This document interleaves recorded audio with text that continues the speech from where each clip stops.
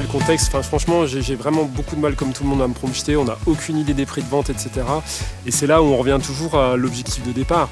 Si on veut que la ferme elle soit plus résiliente, moins on est dépendant des intrants extérieurs, plus on est serein, quoi.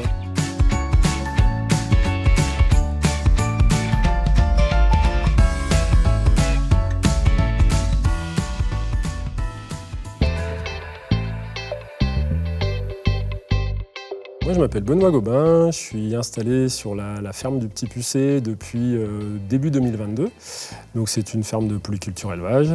Voilà, donc il y a à peu près 200 hectares de SAU, 50 hectares de prairies permanentes, 150 hectares de céréales et oléagineux et protéagineux. Voilà.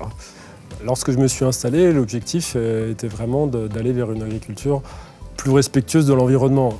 C'est un bien grand mot, mais l'idée c'est d'être moins dépendant des énergies fossiles et, si possible, contribuer à du stockage de carbone aussi. Et donc tout ça fait qu'au bout du bout, pour moi, on va avoir un système aussi plus résilient et une meilleure rentabilité économique. Et pour moi, l'agriculture, c'est la seule industrie où on devrait quasiment pas être consommateur d'intrants, alors à part la mécanisation, parce qu'on utilise une chose merveilleuse qui est la photosynthèse. La photosynthèse, ça nous permet de stocker du carbone et de nourrir le sol, etc. Et derrière, en fait, on a un système qui pourrait être relativement autonome. Finalement, ces usages d'engrais, la seule façon de les baisser, c'est les légumineuses ou éventuellement de la prairie temporaire, à base de légumineuses justement. Donc ça fait partie des gros leviers d'action. Et je pense que c'est vraiment intéressant pour tout le monde, pour le coup. On revient à l'aspect sociétal. C'est très bon pour la biodiversité, c'est aussi intéressant d'un point de vue hydrique, parce qu'il y a de l'évapotranspiration quasiment toute l'année, donc ça on n'en parle pas énormément.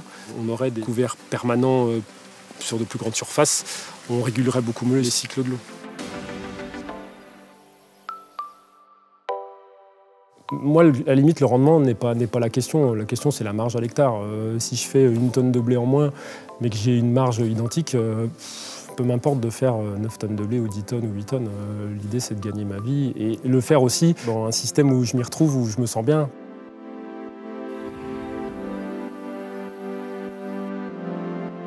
La notion de performance n'est pas évident à définir. Alors sur le plan économique, pour le coup, c'est le plus simple parce qu'on a des chiffres. Plan environnemental, alors on peut mettre différents indicateurs en place. On peut parler de carbone, on peut parler d'autres choses, de biodiversité, etc. On peut mettre des choses en place. Sur l'aspect social, c'est un petit peu plus compliqué, en tout cas pour moi, à mettre des indicateurs.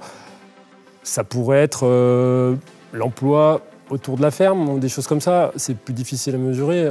Pour moi, aujourd'hui, une ferme comme celle-ci, on devrait pouvoir au moins faire vivre 2 personnes. Certaines années, ça serait possible, d'autres moins. J'ai encore pas suffisamment le recul. Je pense que là, on atteindrait une performance sociale correcte, tout en faisant travailler les acteurs locaux, etc. Voilà, ça serait idéal.